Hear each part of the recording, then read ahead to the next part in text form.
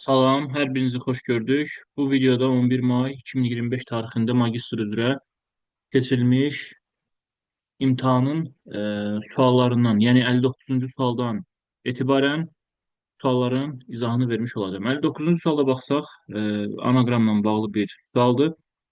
Diqqətlə baxsaq, fizioloq, filoloq, psixoloq, e, astronom, insan anlayışlarıdır. E variantı isə ekologiya, təbii ki, fərqlənən variant. 60-cı suala baxdıqda isə bu ardıcıllıq sualıdır. Belə bir sual tipi əvvəlki qəbullarda düşüb. Deməli 0,5-dən, yəni ox işarəsi burada varsa, bunu bilməlisiniz ki, 0,5-dən gəlməlidir 4-ə.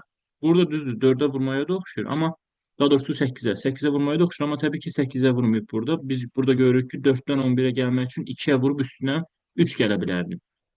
Həqiqətən də 0,5-i də biz 2-yə vurub üstünə 3 gəlsək, 4 alınır. 4-ü 2-yə vurub üstünə 3 gəlsək, həqiqətən də 11-i alıram. 11-i də 2-yə vurub üstünə 3 gəldikdə, həqiqətən də 25-i almış oluram. Eyni zamanda, məsələn, bu 16-dan 35-ə gəlib, məsələn, 16-dan 35-ə 2-yə vurub üstünə 3 gəlib, 35-dən 73-ə 2-yə vurub üstünə 3 gəlib, 73-ü də 2-yə vurub üstünə 3 gəlsəm, 149 alıram. İndi sual içərisini almaqdan ötürü sağ aşağı olan hissəyə baxmalıyıq. Yəni 11,5-dən gəlir 26-ya. Təbii ki, bu da 2-yə vurmadır. 2-yə vurduqda 23 edir.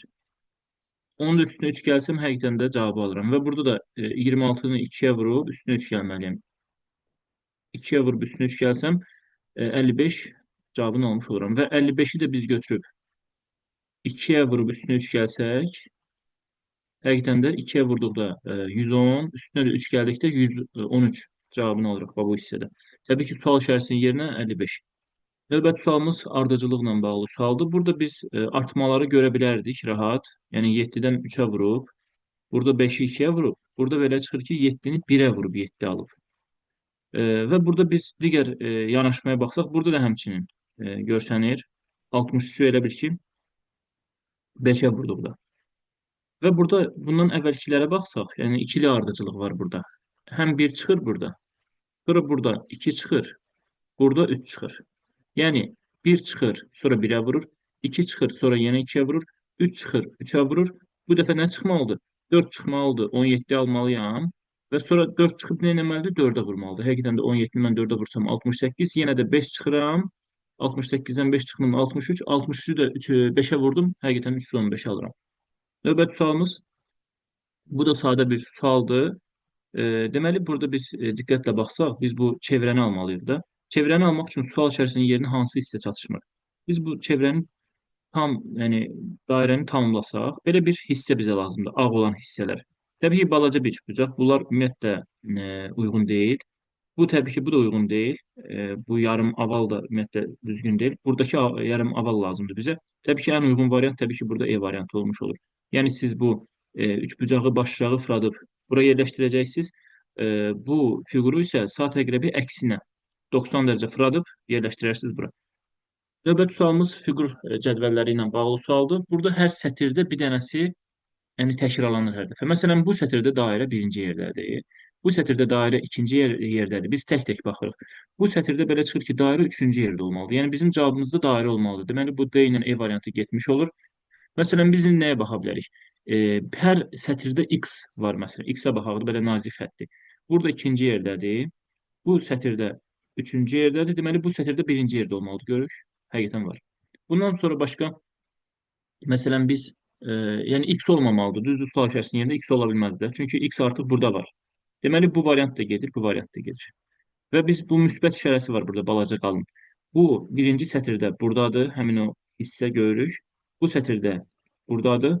Birinci sətirdə ikinci yerdə idisə, birinci sətirdə birinci yerdədirsə, üçüncü sətirdə axırıncı yerdə olmalıdır, belə çıxır. Və həqiqətən də burada olmalıdır. Və təbii ki, sualımızın doğru cavabı B variantı olmuş olur. Burada da analogiya ilə bağlıdır. Fraza sözdən, binada mərtəbədən ibarət olacaq.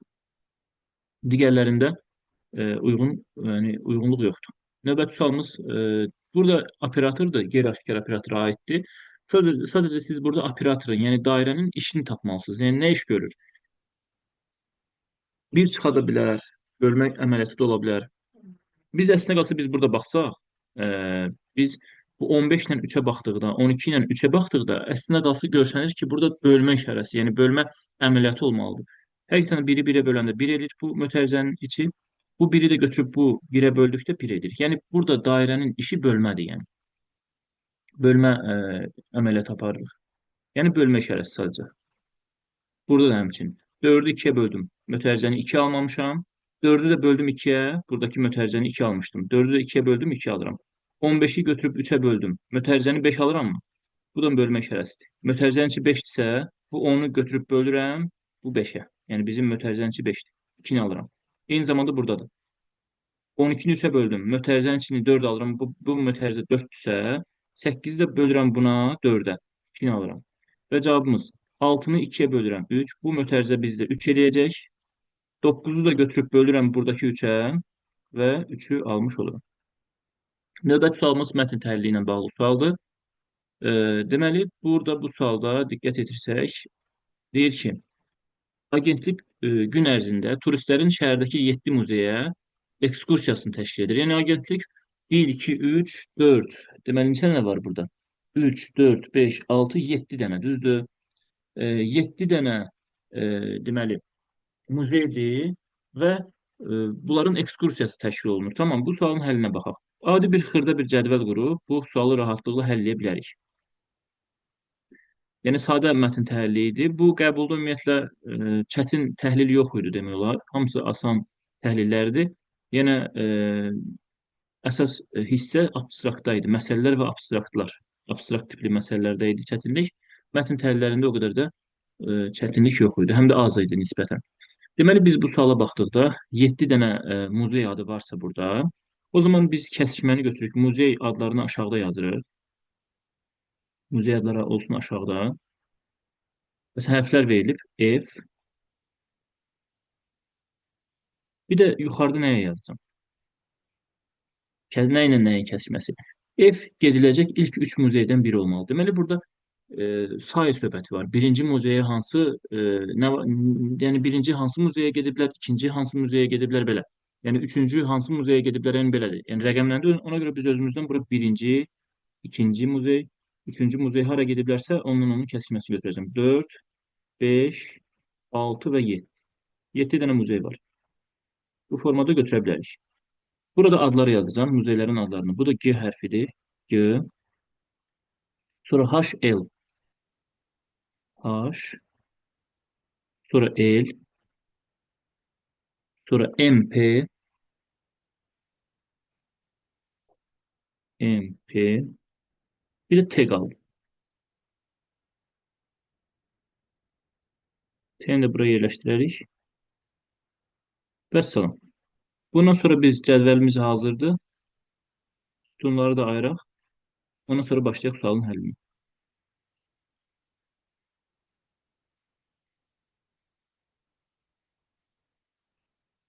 Deməli, burada deyir ki, F gediləcək ilk 3 muzeydən biri olmalıdır. F haqqında məlumat verir.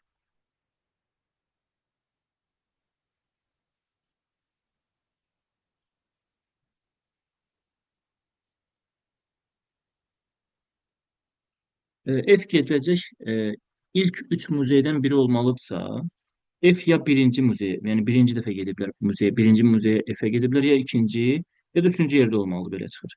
4, 5, 6, 7 olmaz ki.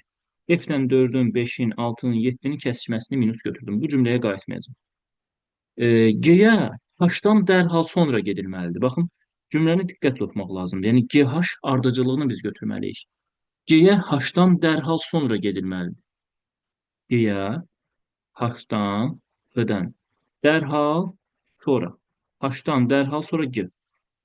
Əgər məsələn, H məsələn ikinci yerdədirsə, G-yə nə vaxt gediblər? Üçüncü gediblər. H-a məsələn üçüncü dəfə gediblərsə, üçüncü muzey H-dırsa, o zaman dördüncü muzey G olmalıdır. Yəni burada deyir, G-yə H-dan dərhal sonra gedilməlidir. G-yə H-dan sonra, yəni H-dan sonra G gələcək. Yəni bu ardıcılıq olmalıdır. Buradakı ardıcılığa görə. Ona görə bu cümləyə də qayıtmaya bilərəm. M gün ərzində gediləcək ya ilk ya da son muzey olmalıdır. M gün ərzində ya birinci muzey olmalıdır gediləcək, ya da axırıncı. Deməli, M-lə ya 1 olmalıdır M, ya da ki 7 olmalıdır. Bunlardan biri %100'dür. Deməli, M 2 ola bilməz, 3 ola bilməz, 4 ola bilməz, 5 ola bilməz, 6 da ola bilməz. Bu cümləyə də daha qayıtmayacağım. P gediləcək son 3 muzeydən biri olmalıdır. P gediləcək son 3 muzeydən biri olmalıdırsa, P-nin yeri 5, 6, 7-dir. Bunlardan biridir. Ona görə belə çıxır ki, P-nin bir də bu hissəni də ayırım. P-nin deməli birinci ilə ikinci, üçüncü, dördüncünün kəsişməsini minus götürürəm. P-nin gedəcəyi olmalıdır son 3. Son 3 nədir bizdə? 5, 6, 7 son 3. P haqqında da başqa məlumat yoxdur. Əgər tərtib olunmuş qrafika görə P, L, F ardıcıl. Bu ardıcıllıqla bir-birindən dərhal sonra P, sonra L, sonra F bir-birinin ardıcıl. Bu ardıcıllıq və bir-birindən dərhal sonra TLF ardıcılığı varsa, ekskursiyaya olunacaq muzeylərdirsə, bu qrafikdə G neçənci yeri tutar? G-nin yerini deyir tap. Yeni biz tapmalıyıq. Biz diqqətlə baxsaq, TLF ardıcılığı var da bizim əlimizdə. Mən TLF-i hara qoya bilərəm? Məsələn, mən TLF-i bura qoysam, məsələn, birinci yer, ikinci yer, üçüncü yer. Bura qoya bilərəm, məsələn.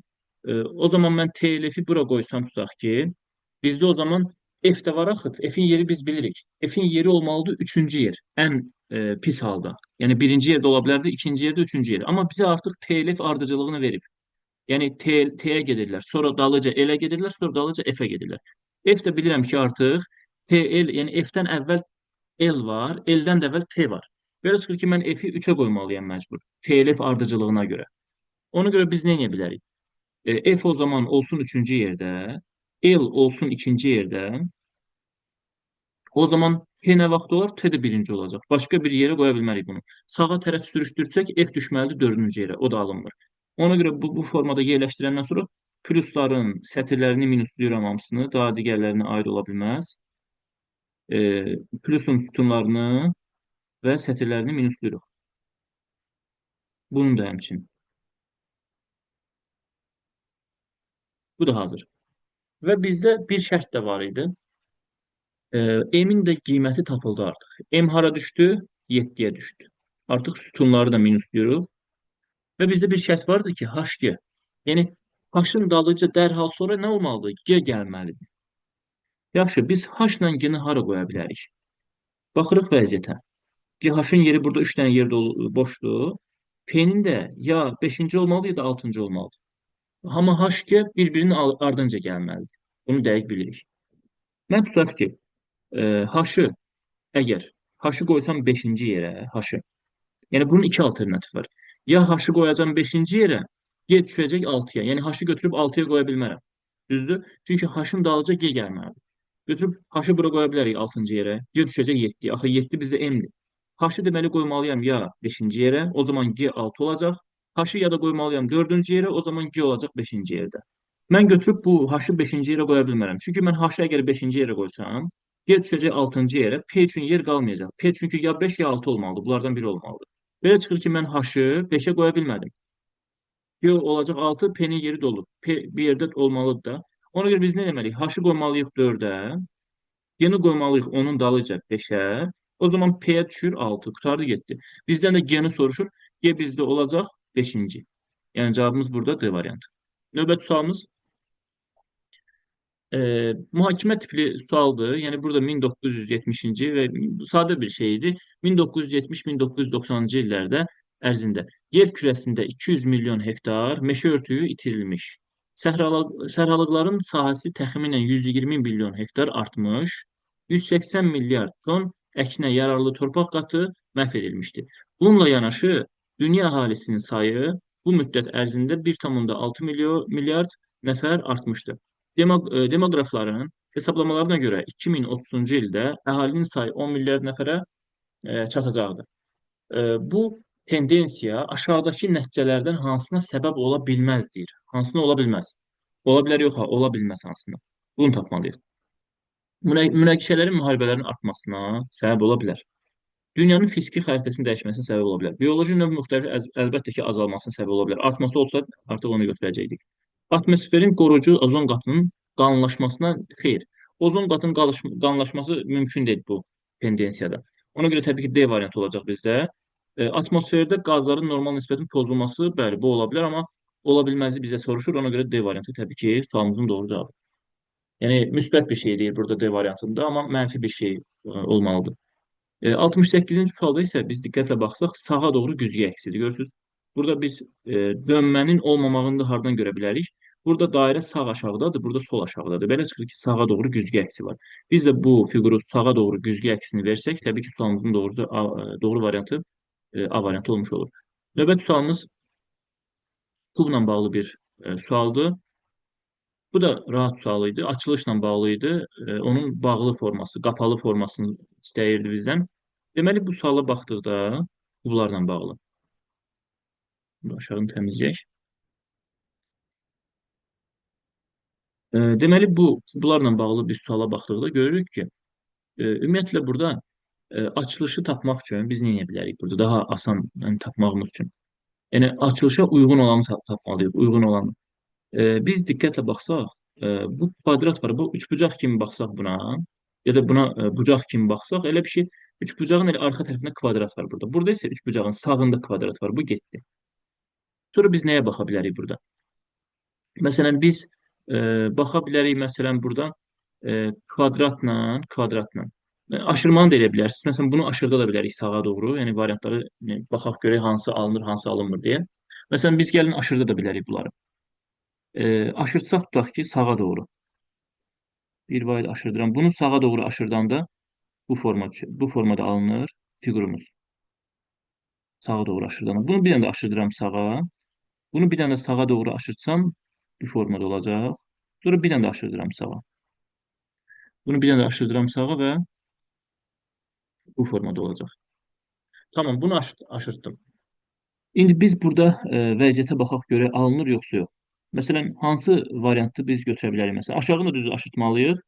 Məsələn, biz baxa bilərik ki, burada qara kvadratla həmin o üçbucaq hissəli olan hissə olmalıdır bu.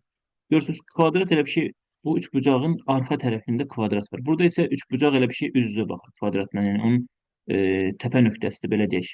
Baxır kvadrata. Bu təbii ki, səhvdir bu variantda. Sonra bundan sonra nəyə baxmaq olar? Yəni variantları çıxış eləyim deyə yəni deyirəm. Məsələn, məsələn D variantına baxaq. D variantının deməli bu oxlar qaydası ilə biz getsək, məsələn bu kvadratın yəni biz bunu saat əqrəbi əksinə fırlatsaq fiqurumuzu. Bu oxlar qaydasına görə götürsək, məsələn kvadrat yuxarısı kimi. Bunu elə bir şey yuxarı düşünün bunu. Kvadratın yuxarısı kimi düşünün bunu. Kvadratın yuxarısıdır bu düşünək. Kvadratın elə bir şey yuxarısı diaqonaldır bu formada. Kvadratın yuxarısı diaqonal bu formada. Düzgün verib. Yəni biz bu oxu versək. Sadəcə burada qara kvadratda problem var. Qara kvadratımız fikir verin düzdür. Bununla qonşudur ağ kvadratla. Sadəcə ona yəni bitişməyib ona qara kvadrat bu ağ kvadrata. Burada fikir verin. Qara kvadrat elə bir ki bitişib bu ağ kvadratın olan üzə. Burada isə uzaqdadır görürük. Ona görə D variantı ümumiyyətlə doğru deyil. Bundan başqa nəyə baxaq? Məsələn biz burada A variantına məsələn baxaq.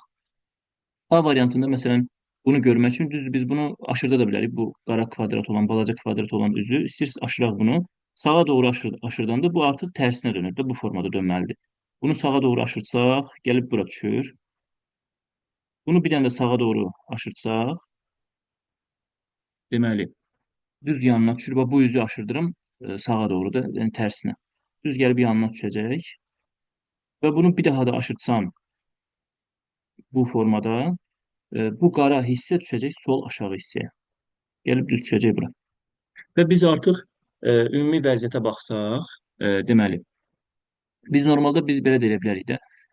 Bu kvadrata əslində qalsa belə də baxa bilərik. Məsələn, bu ağ kvadratın yanında balaca qara kvadratımız var. Görürük yəqin ki, ağ kvadrat bitişib belə bir şey qara kvadratı. Burada əslində qalsa uzaqdır. Bunu belə də götürə bilərik, aşırmanı da götürə bilərik.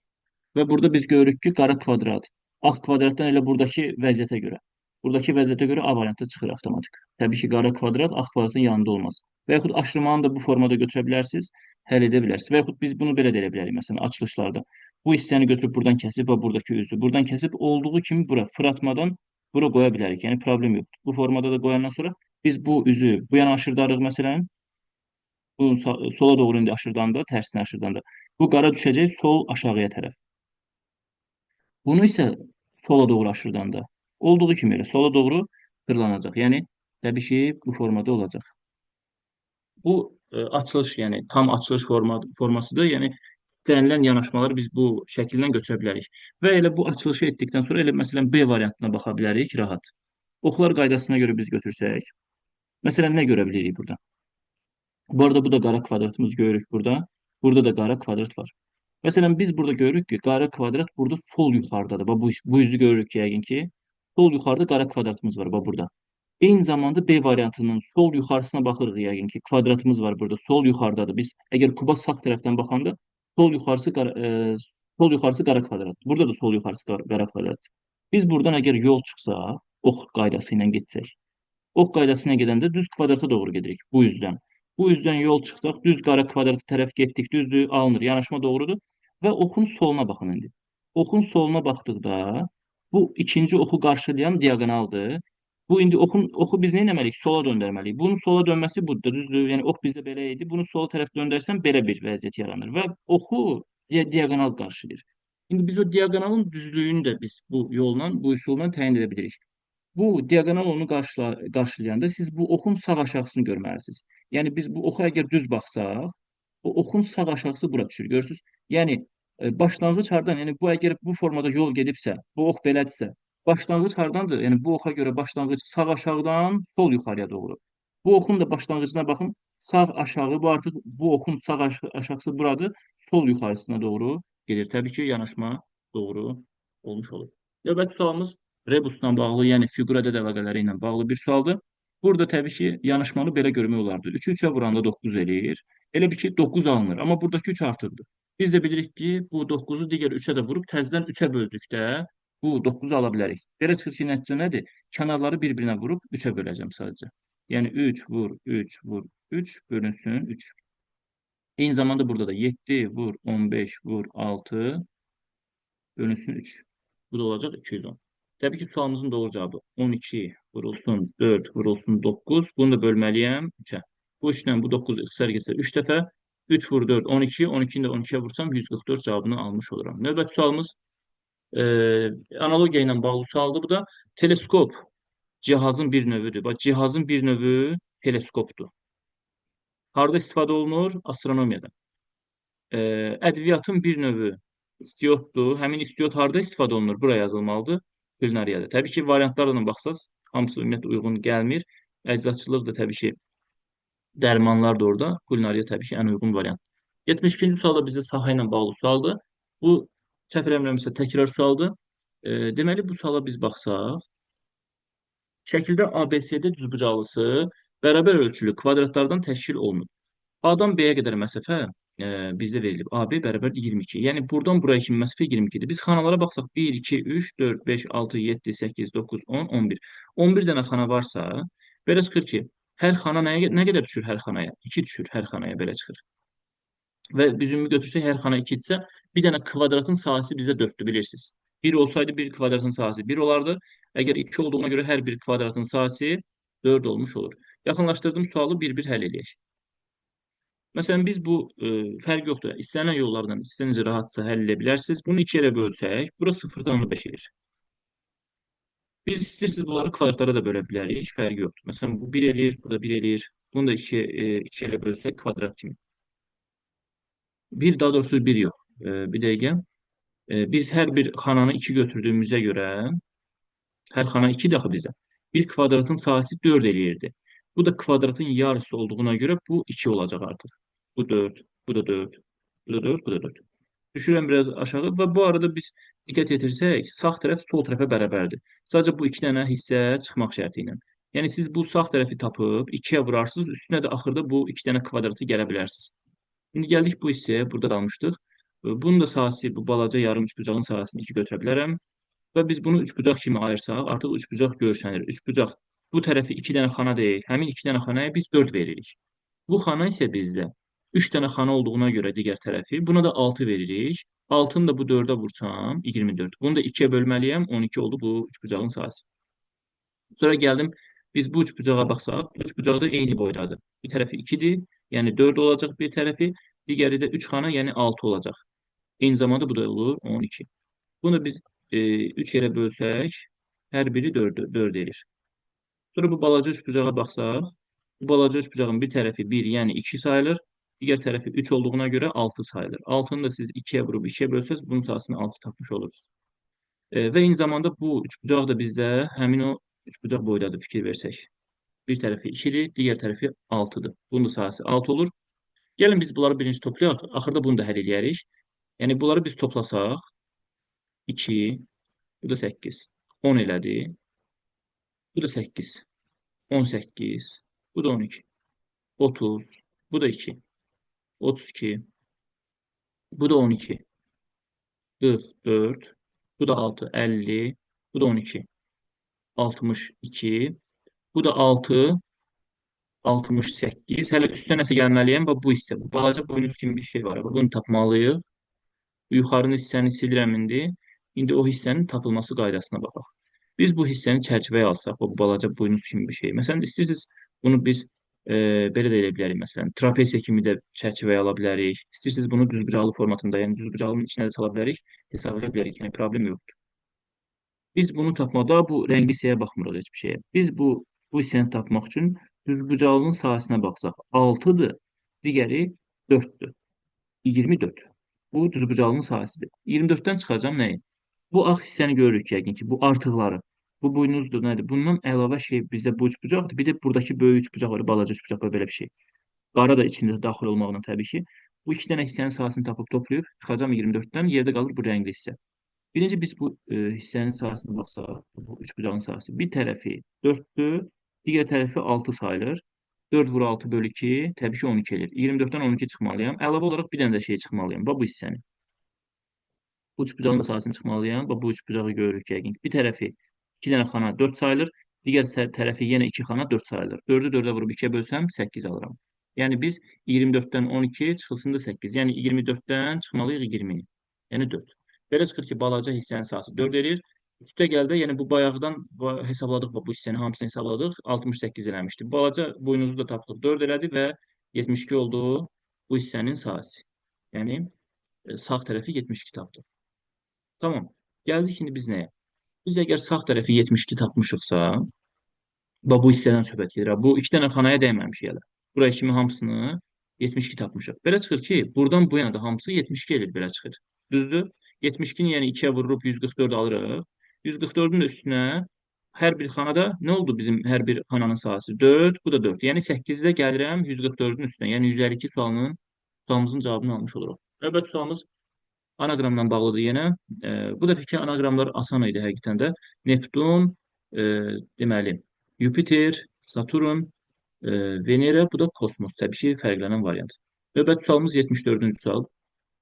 Biz burada baxsaq, deməli, hesab əməlləri ilə bağlı, yəni şifrəli əməllərlə bağlı sualdır. Aynen D-nin cəmini soruşur. D-dən C çıxıblar, baxın diqqətlə. D-dən C çıxıb, D almışam. Burada heç bir şərt də verməyib bu arada. Şərtdə bəzən verir. Deyir ki, bir-birindən fərqli və sıfırdan fərqlidir. O zaman biz sıfır qoya bilmirik. Əgər şərt vermirsə, o zaman biz nə etməliyik? Düzdür, bir-birindən fərqli olmalıdır normalda. Amma sıfırı da verə bilərik, yəni belə hallarda. Amma şərtdə sıfır, yəni sıfırdan fərqli deyirsə, biz artıq sıfır verməməliyik. Bu sualda baxdıqda D-dən C çıxıb D alıbsa, bu necə ola bilər ki? Məsələn, 2-dən 1 çıxaram, 2-ni necə ala bilərəm ki? Hər hansı bir ədəddən nə çıxaram ki, eyni ədədi ala bilərəm məsələn? Məsələn, biz belə eləyə bilərik. Məsələn, 2-dən 6 çıxaram. Yəni bu D2 ola bilərdi məsələn, belə eləyə bilərik. Amma buna ən standart formada yanaşıb, tutaq ki, buna C-yə məsələn mən 0 versəydim. Tutaq ki, C-nin qiyməti 0 olsa, ən birinci standart qayda. Hələ borc teması olmasın. Yəni 2 olsun, bu 6 olsun, bu 2 olsun, belə eləmirik. Ən standart qayda birinci bunu yoxlamalısınız. Standart qayda alınmasa keçirsiniz borc, yəni borc olan yola. Yəni D-dən borc alacaq, yəni C böyük olacaq o zaman D-dən. Birinci bu adi standart qayda. Biz D-dən 0 çıxmışıq, D almışıq. Və bu C-nin qiyməti 0-dırsa və bu artıq 10 olub, düzdür? 10 olub axı. Yəni bu 0-dırsa, yəni 0, bu D-dən 0 çıxıb D almışlarsa, bu C 0-dır. İndi 0-dan D çıxa bilmərəm ki, C götürüb buradan borc alacaq. Bu olacaq 10. 10-dan D çıxıb D alıblarsa, artıq bu D-nin qiyməti bizdə 5-dir. D-nin qiyməti avtomatik 5 oldu. 10-dan 5 çıxıblar, 5 alıblar. Bu hələ birinci yoldur. Əgər belə bir yolla gedəndə alınmırsa, siz artıq borc olan hissəni də yoxlaya bilərsiniz. O zaman D-nin qiyməti 5-dir. Gördünüz? 10-dan 5 çıxdım, 5 aldım. Bu zaman burada görsənir ki, A buna borc verib. Çünki bu A bir vahid azalıb, axı buna borc verib. Həqiqətən bu bir vahid azaldığına görə bu bundan çıxa bilməz. Bu götürüb bundan borc almalıdır. Və bundan borc alsa, təbii ki, burada D-nin qiyməti biz 5 tapmışıqsa, avtomatik burada A-nın da qiyməti tapılır. 4 olacaq yəni. Çünki buradakı A-ya, yəni bu A bu sıfıra borc vermişdi bayaq. Bu bir vahid azalmışdı. Bu bir vahid azaldığına görə bu A-dan bu A-nı çıxa bilmərik, mümkün deyil. Bu A götürüb bundan borc alacaq.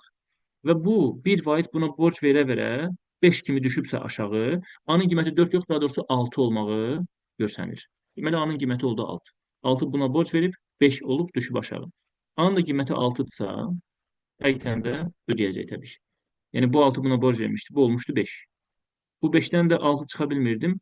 Bu 5 de bu soldan borc alsa bu 15 olsa 15'ten de 6 çıkaram 9 alaram. Həqiqətən də yanaşma doğrudur. A'nın qiyməti oldu 6. D'nin de qiyməti oldu 5. Sualımızın doğru cevabı 11 olmuş olur. Növbəti sualımız çoxluqla bağlı sadə bir çoxluq məsələsi idi. 40 nəfərin tələbənin bir qismi yalnız fransız, bir qismi, yəni ikilik Elerven diaqramından istifadə edəcəm. İki dairə, iki fən var çünki. Bir qismi fransız dilini bilir, bir qismi də ispan dilini bilir. Qalanı isə hər iki dili bilir, öyrənir. Belə çıxır ki, bütün qrupda olan 40 nəfər hamısı dili bilir. Yəni burada dil bilməyənlərdən söhbət getmir. Məlumdur ki, tələbələrdən 7-si hər iki dili öyrənir. 7-si hər iki dili öyrənir. Əgər 25 tələbə fransız dilini öyrənirsə, 25 tələbə fransız var. Bax, yalnız fransız yox, ha. Fransızın dairəsi 25 olmalıdır. Belə çıxır ki, yalnız fransız dili bilən 18 nəfər olacaq. Mənə deyir ki, neçə nəfər ispan dilini bilir?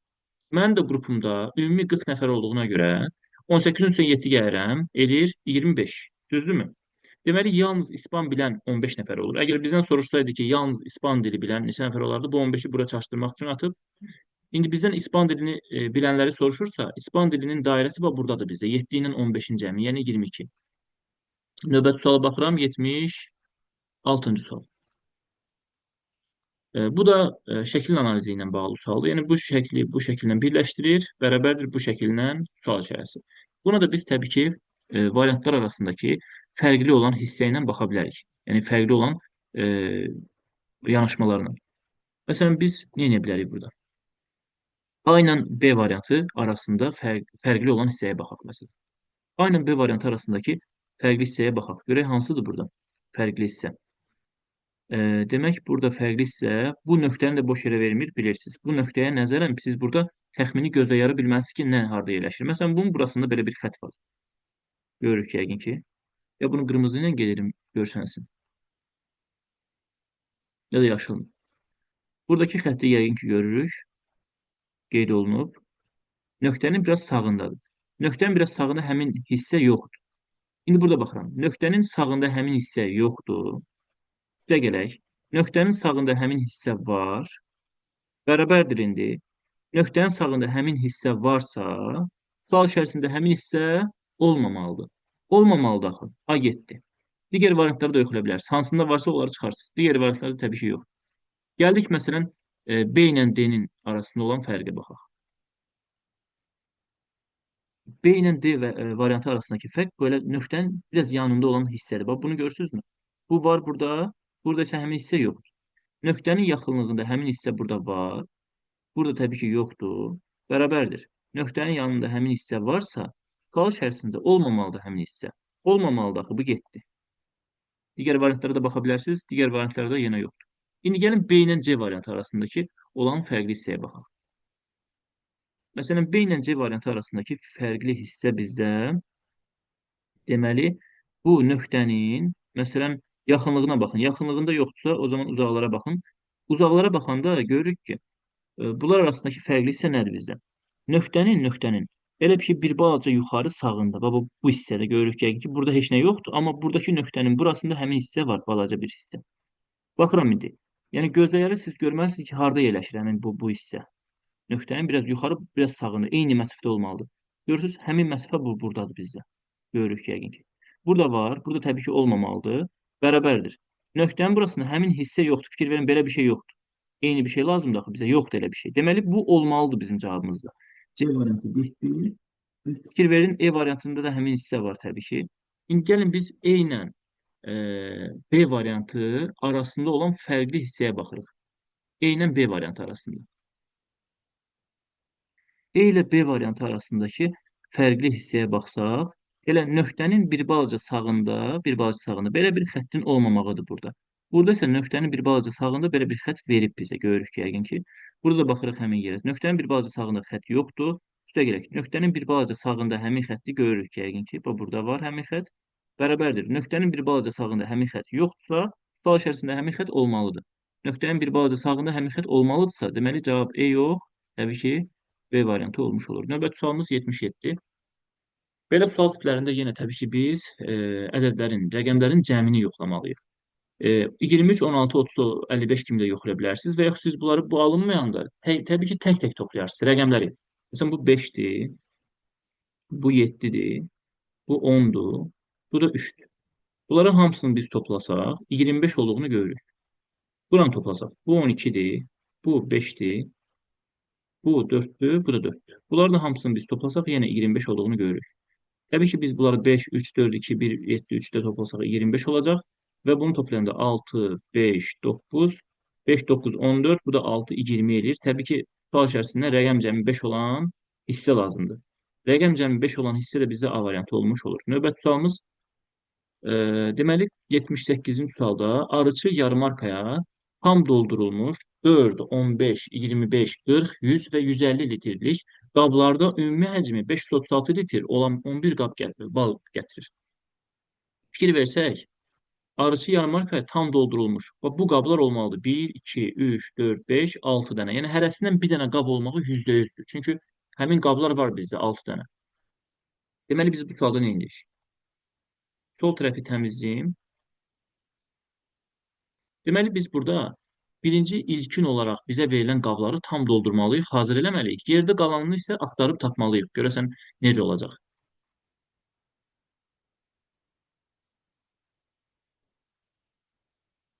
Məsələn, bu bizim birinci qabımız nə qədərdir? 4 litrdir. Tam deyək doludur. İkinci qabımız, bu birinci qabımız məsələn. İkinci qabımız olsun 15 litr. Üçüncü qabımız deməli 25 litrlikdir. Dördüncü qab, beşinci qab, bir də altıncı qab. 6 dənə qab var da. 1, 2, 3, 4, 5, 6 dənə. Dördüncü qab 40 litrlikdir. Beşinci qab 100 litrlikdir. Altıncı qab 150 litrlikdir. Biz diqqətlə baxsaq, bunlar tam dolmalıdır qablarla. Bunları hamısını biz toplasaq, 19, bu da 25, 44, bu da 40, 84, bu da 100, 184. 184'ün də üstünə gəlməliyəm 150'ni. 150'ni. 184'ün üstüne 150 gelsem 334 edir, düzdür? 334, bəli. Yəni bunları biz toplasaq, gelir cəm hamısı 334 edir. Təbii ki, götürüb bizə ümumi nə qədər bal gətirib? 536. Götürüb 536'dan çıxacam bu qablarla dolu olan balların həcmini. 334'ü çıxıram. O zaman 2, 0, 2, 202 litr qalır, düzdür? Həmin 202 litr bizdə artıq 102 buraya yazaq. 202 litr bizdə qabla balda olmalıdır. Neçə dənə qaba əlavə olaraq? 11 dənə qab olmalıdır ümumi. 6 dənə qabı doldurmuşam. Yerdə qalır 5 dənə qab. Birinci qab, ikinci qab, üçüncü qab, dördüncü və beşinci qablarımız. Bunları da biz elə doldurmalıyıq ki, ancaq bunları doldurmalıyıq. Çünki ümumi 11 dənə qab olmalıdır. Və bu 1, 2, 3, 4, 5-ci qabları da elə doldurmalıyam ki, ümumi eləsin 202 litr. Ona görə məsələn götürüb birinci qaba götürüb 150 litr qoyaram. Daha rahat olsun. Birinci qaba məsələn 150 qoysam, yəni bunlar öz yerində. Bu qablar təbii ki, balla doludur. 334. 202 litr qalır əlavə. Hələ 202 litr doldurmalıyam hələ. 5 dənə qab da əlavə olacaq ki, ümumi 11 dənə qab olsun. 150 litr birinə qoysam, 202-dən biz 50-ni çıxsaq, yerdə qalır nə qədər? 52 litr. Yəni bu 4 dənə yerdə 4 dənə olan qaba 52 litr bal olmalıdır, doldurulmalıdır. Ona görə biz nə edə bilərik? Amma hansı neçə həcmli bizdə qablar var? 4, 15, 25, 40, 100 və 150. Yollardan hər hansı birini yəni yaza bilərik, problem deyil. Təbii ki, ikinci 150-ni qoya bilmərəm. O zaman hansını qoya bilərəm məsələn? 100 də qoysam 202-ni keçir. Təbii ki, daha 100 olmayacaq. 40-ı qoya bilərəm, düzdür? 40-ı qoysam tutaq ki. 40-ı qoysam 190 oldu mu? 190. 202-yə çatmaqdan ötürü mənim 12 litrlik bir şeyim qalır. Deməli, bunlara hərəsinə 4 qoya bilərəm. Görürsünüz? 4, 4, 4. Bunlar təbii ki, qablar idi bizdə. Birinci qab, ikinci qab, üçüncü, dördüncü, beşinci. Ümumi həqiqətən də bizdə ümumi say oldu 3 dənə, 11 dənə qab və həqiqətən də 150-lik doldu. Biz bunun ikinci alternativini tapa bilərik. Görək varmı, yoxsa yox. Bunu yoxlama məqsədi ilə nə edə bilərik? Məsələn, bura birinci qab elə 150 qalsın. İkinci qabı o zaman 40 götürmərəm. İkinci qabı götürərəm məsələn 25. İkinci qabı 25 götürsəm, yerdə 3 dənə qab qalmır. 150 ilə 25-in cəmi 175. 202-dən də 175-i çıxsam, yerdə qalır orada 27. Biz bu 3 dənə qaba 27-ni necə yerləşdirə bilərik məsələn? Amma biz bunlardan istifadə etməliyik də, məsələn 4 və 15-dən. 25-dən də istifadə edə bilərik. Təbii ki, alınan deyil. E, 3 dəfə 12, məsələn 4 qoya bilərəm. 4, 4, 4, 12 alınır, düzdür? 175, o da 12. 175, o da 12. 187. Əlavə olaraq da bizə 187, 15 də lazımdır. Amma mən bir dənə 15 də götürsəm, artıq mənim olur 12 dənə qabım. Axı bizdə burada 5 dənə qab olmalıdır. Ona görə təbii ki, 25 dənə olanı yoxlasaq da alınan deyil. Və yaxud biz nə edə bilərik? Bu 150-ni də bir rivayət azaldaram. Bu birinci alternativ doğrudur onsuz da. 150-ni azaldıb 100 eləsəm tutaq ki. 150-ni azaltsam, 100 eləsəm, yəni 100 litrlik qab da qoya bilərəm məsələn. Görək alınır yoxsa yox. Birinci biz qaba 100 qoyuruq bu dəfə. 100 qoysam, tamam 100 hazır. Artıq ikinci qaba 150 qoymaram, 202-ni keçəcək. 100, 202-dən mən 100-ü çıxsam, yerdə qalır orada 102. Bu 4 dənə qaba 102 litr bal əlavə eləməliyik. Biz burada tutaq ki, 2 dənə 40-40 eləsək, 80 eləyir. 2 dənə 40-40 qoysam, 80. 102-dən 80 çıxsam, yerdə 22 qalır. Bu iki dənəsini 22 ilə doldura bilirəmmi? Təbii ki, doldura bilmirəm.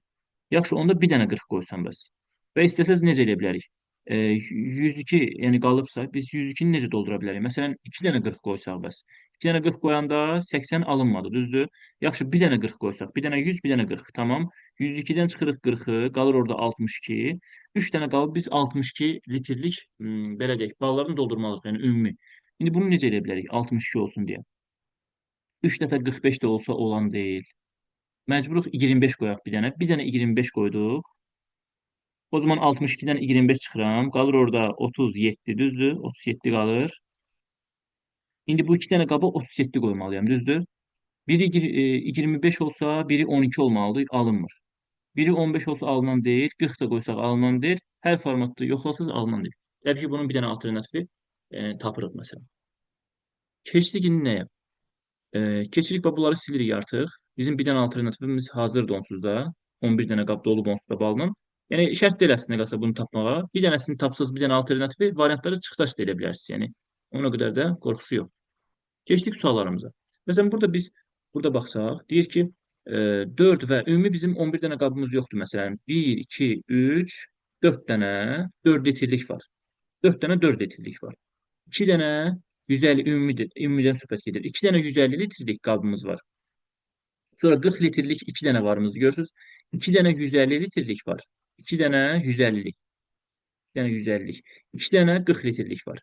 Burada baxsaq, 40 və 150 litrlik qabların sayı eyni deyildi deyir. Mənə nə lazımdır? Mütləq doğru olan variant lazımdır. Axı 40 və 150 litrlik yəni qabların sayı eyni ola bilir axı. Deməli bu 3-ü atmalıyam. 3 bizim cavabımız olmayacaq. Təbii ki, burada D variantı getdi, C variantı getdi. Sonra biz nəyə baxa bilərik burada? 100 və 15 litrlik qabların sayı eyni deyildi. 100 və 15 litrlikdən söhbət gedir. 15 litrliyə baxsaq, bir dənə 15 var. Görürük yəqin ki, başqa yerdə 15 yoxdur. 100 litrliyə baxsaq, bir dənə də 100 var. Deməli, belə çıxır ki, 100 litr və 15 litrlik qabların sayı eyni ola bilir. Deməli, 2 də çıxdı. 2 də cavabımız olmayacaq. 2 çıxacaqsa bu da getdi. Bu da getdi. Cavabımız təbii ki 1, 4, 6. Bu formada yoxlaya bilərsiniz təbii ki. Digər variantları da təbii ki düzgün götürə bilərik. 150 və 25 litrlik qabların birlikdə sayı 150 və 25. 150 bir dənə, bir də 25. 150 2 dənə 150 oldu. Yəni deməli 150 bizdən 2 dənədir. Bir də 25 litrlik deyir. 25 litrlik bizdə bir dənədir. 150 bizdə 2 dənə, 25 bir dənəsi ümumi olduğu say 3. 150 və 25 3 dənə oldu. Litrlik qabların birlikdə sayı 4 və 100 litrlik qabların birlikdə sayı ilə eyni deyil deyir. 4 və 100 litrlik. 4 və 100 litrlik qablara baxsaq 1, 2, 3, 4 dənə 4 litrlik var. Bir dənə 100 litrlik var. Ümumi say oldu 5 dənə. Təbii ki, bunların sayları eyni deyil. Bu 3 dənədir, bu 5 dənədir. Deməli, bu eyni deyildir deyir axı. Deməli, bu doğru variantdır. Dördüncüsünə biz baxsaq, 15 və 40 litrlik qabların sayı eyni deyil. 15 və 40. 15 bir dənə, 40-dan 2 dənədir. Təbii ki, eyni deyil. Görürük. 40-dan 2 dənə, 15-dən bir dənə. 15 və 40 litrlik qabların sayı eyni deyil. Təbii ki, eyni deyil. Bu ən yaxşı, yəni halda siz bu variantları çıxış eləmək, yəni yolu ilə getsəz daha dəqiq olar. Çünki birdən əgər alternativli bir şey olsa, 2-3 dənə yolu, yəni 2-3 dənə cavab alınan bir sual olsaydı, artıq siz bu yolla getsəz, bir dənə hissədə alınırsa, o demək deyil mütləq doğrudur. Ona görə ən yaxşı hal bayaqki haldır. Yəni səhv olanları çıxırsınız, 2-3-ləri çıxırsınız. Ən yaxşı hal budur, ən etibarlı təbii ki, yol budur. İmtahanda siz yəni bir dənə alternativlə eləsəz, yəni bu sualın 2-3 dənə alternativi ola da bilərdi. Yəni o mənada səhvlik yəni ola bilər. Ona görə ən yaxşı halda variantları çıxdaş eləmək lazımdır. Ən yaxşı budur. Növbəti suala baxırıq. 79-cu sual. Bu sualda baxsaq 3 bacı İradə, Nətəvan və Sevil eyni otaqda əyləşiblər. Bunu da biz üstəgəl plus-minus cədvəli də qura bilərik və yaxud da ki, adi məlumat cədvəli də çəkə bilərik. Məsələn, bu olsun adlar olan hissə, adlar. Bu olsun, deməli, biri toxuyur, hərəkət deyək də buna, hərəkət. Yəni biri neynir? Toxuyur, digəri çay içir, biri də televizora baxır. Digəri isə, deməli, onlardan biri universitet oxuyur, ikincisi həkim işləyir, üçüncüsü isə məktəbdə oxuyur. E, Peşə mi yazaq, yoxsa məşğuliyyət yazaq? İstəyirsiniz məşğuliyyət yazaq. Məşğuliyyət. Sağ tərəfdə düzəcəm onların adlarını.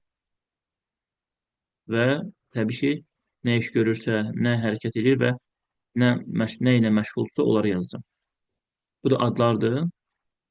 Hərəkət də nə iş görür? Odur. Məşğuliyyət də yəni ixtisasda, yəni ixtisas deyək, peşə deyək. Yəni nə işləyir, harda oxuyur belə. Birincisinə biz baxsaq, birinci cümləyə baxsaq, onlardan biri universitet bunu bilik. İradə həkim deyil. O buraya yazıram İradə. İradə. Həkim deyil axı. Yuxarısına yazıram həkim. Üstünə bir dənə xətt çəkə bilərəm də. Yadında qalsın ki, İradə həkim deyil. Yadda saxlamalıyıq. Natəvan isə Natəvan məktəbli deyil. Buraya yazıram Natəvan. Məktəbli deyil, düzdür? Buraya yazıram məktəb. Məktəb. Bir dəqiqə. Məktəb yazıram bura. Məktəb. O üstündə xətt çəkirəm ki, bilim ki, məktəbli deyil bu. Natəvan. Natəvanı da bildik. Növbəti həkim televizora baxmır. Həkim televizora baxmır. Bu iradə belə çıxır ki, həkim deyil onsuz da. Və bizdə növbəti suala baxıram. Məktəbli çay içir. Belə çıxır ki, bu Natəvan çay içmir. Çay içmir təbii ki bu. Sonra məktəbli çay içmir. Bunu da bilirik. Natəvan toxumağı bacarmır. Tələbənin adı nədir və o hal-hazırda nə edir? Natəvan toxumağı bacarmır. Düzdür? İndi diqqətlə baxın. Natəvan bilirik ki, məktəbli deyil. Burada bizə məlumat vermişdi. Deməli, burada bizə vermişdi bir məlumat. İradə həkim deyil. Bunu bilirik, yazmışıq. Natəvan isə məktəbli deyil. Bunu da bilirik, məktəbli deyil. İndi baxın, həkim televizora baxmır. Bunlardan həkim kimdirsə, televizora baxmır o. Yəni, həkim televizora baxmayacaq. İndi baxırıq burada. Həkim televizora baxmır. Məktəbli çay içir yazılıb. Tamam, çay içən təbii ki, bu Natəvan deyil. Və belə çıxır, baxın hələ. Bu 3 dənə məşğuliyyət var idi axı. Natəvan toxunmağı bacarmır cümləsi artıq bizə kömək edir ki, Natəvan nə edir hal-hazırda? Natəvan toxunmağı bacarmır, düzdür? Eyni zamanda çay da içmirdi. Buraya yazmışam. Mən Natəvanın üstünə çay, üstünə xətt çəkmişəm. Natəvan üstünə xətt çəkmişəm. Çünki burada məktəbli çay içir yazılıb axı. Natəvan əgər məktəbli deyilsə, belə çıxır ki, Natəvan çay içmir. Natəvan toxumağı da bacarmırsa, deməli hal-hazırda toxumur. Yaxşı, Natəvan nə iş görür? Biri nə iş görürdü? Biri çay içirdi, biri toxuyurdu, heç biri deyil. Deməli, Natəvan televizora baxırmış. Hərəkət olan yerə yazıram televizor. Televizor. Natəvan belə çıxır ki, televizora baxır. Sonra televizora baxan kim idi bizdə? Natəvan toxumağı bacarmır, bunu bildik. Məktəbli çay içir. Tamam. Məktəbli bizdən kimdir? Baxaq. Məktəbli bu deyil. Bir dənə cümlənin əvvəlinə qayıdaq. Onlardan biri universitetdə oxuyur. Bunu bildik. İradə həkim deyil. İradə tamam həkim deyil. Natəvan isə məktəbli deyil. Natəvan da məktəbli olmadığını bildik. Həkim televizora baxmır. İndi baxın, həkim televizora baxmırsa, nə iş görür görəsən? Həkim televizora baxmır. Yazdı burada. Həkim televizora baxmır. İndi iradə belə çıxır ki, həkim deyilsə, belə çıxır ki, həkim televizora baxmır da axı. İradə belə çıxır ki, televizora baxmır. Vəssalam. İradə televizora baxmırsa, iradə nə iş görür? İradə məcbur toxumalıdır. Hərəkət olur, toxuyur. Artıq hərəkətlər hamısı tapıldı. Sual hazırdır. İradə toxuyur. Natəvan televizora baxırsa, yerdə qalan orada kim idi üçüncüsü? Bizdə üçüncü Sevil'di. Sevil belə çıxır, nə iş görür? Sevil bizdə çay içəcək. Sevil çay içir və yenə qayıtsaq əvvələ. Biz burada görürük ki, deməli, həkim televizora baxmır. Yəni, həkim televizora baxmırsa, məktəbli çay içir. Artıq məktəbli tapılır kimdir? Çay içən. Deməli, Sevil bizdə məktəblidir. Məktəb. Bunu da bildik. Və biz baxsaq görürük ki, həkim televizora baxmır yazdı. Həkim ya bu Natəvandır, ya da ki bu iradədir. Əgər həkim televizora baxmırsa, Natəvan həkim ola bilmir. Həkim avtomatik düşür iradənin payına. Həkim. O zaman belə çıxır ki, deməli, Natəvan neynir? Həkim deyil, məktəbli deyil, universitet oxuyur, belə çıxır. Və burada bizə deyir ki, tələbənin adı nədir? Tələbə də bilirik ki, universitetdə oxuyur. Yəni tələbə burada artıq Natəvan olur. Məktəbli tələbə olmur yəni. Ona görə tələbənin adı soruşur. Natəvan tələbədir. Və həmin tələbə Natəvanı soruşur. Nə edir? Nədir? Və o hal-hazırda nə edir? Tələbənin adı nədir? Tələbənin adı Natəvan və o nə edir? Televizora baxır. Sualımız oldu A variantı. Növbəti suala baxırıq. 80-ci sual. Biz burada tərəflərin sayına da baxa bilərik. Yəni hər formada biz uyğunluğu görə bilərik. Və burada biz oxları görəndə, ox əgər belə deyilsə, yəni bu şəkildən bu şəkili almağı tələb eləmir əslində qalsa bir növ. Ona görə də biz nə edə bilərik? Boş xətt veribsə biz ümumi əlaqəyə baxmalıyıq. Tərəflərin sayı burada 4, burada 5. Tərəflərin sayı 9 edir. Burada 3, burada 6. Tərəflərin sayı 9 elədi. 9, 9 bərabərdir. Burada 5, burada 4, elədi 9. Burada 3, burada 6, bu da elədi 9. 9 yenə 9-a bərabərdir. Burada 5, burada 3, 8 elədi. Burada 6, burada 4, artıq burada uyğunluq pozuldu. Burada 8, burada 10 oldu. Amma siz bu ümumi cəmlərə baxsaydınız, 18, 18, 8 burada 10. Yəni 18. Hamısı elə bil ki 18 edir. Bura 8-dir. 5, 5. Bu da 10-dur. Həqiqətən yenə 18. Cəmlər hamısı 18-dir. 6, 4, 10. Deməli bu sual içərisinin yerinə tərəf sayı və yaxud bucaq sayı hamısı bir yerdə 8 olmalıydı. Ona görə sualımızın doğru cavabı A variantı olmuş olur. Növbəti sualımız sanki şifrə sualına bir növ oxşuyur. Yəni biz burada rəqəmləri tapmalıyıq. Nədən neçədənədir? Biz ümumi, məsələn, dairələrdən başlaya bilərik. Məsələn, biz baxa bilərik ki, burada dairə 1, 2, 3, 4 dənə dairəmiz var. Həmin dairə ya birinci yerdədir, ya axırdan ikinci yerdədir, ya da ən axırıncı yerdədir. Burada da baxsaq, 4 dənə dairə var, görürük. Bu ortaqları biz götürsək, deməli burada birinci yerdə 4 yox. Burada da 4 yoxdur. Deməli axırıncı yer. Bu dairənin yeri buradır bizdə. Görürsünüz, dairənin yeri bizdə axırıncı olanlardır. Axırıncı olanlar bizdə dairədir. Bunu gördük artıq. Və biz burada yazsaq, axırıncı yerə.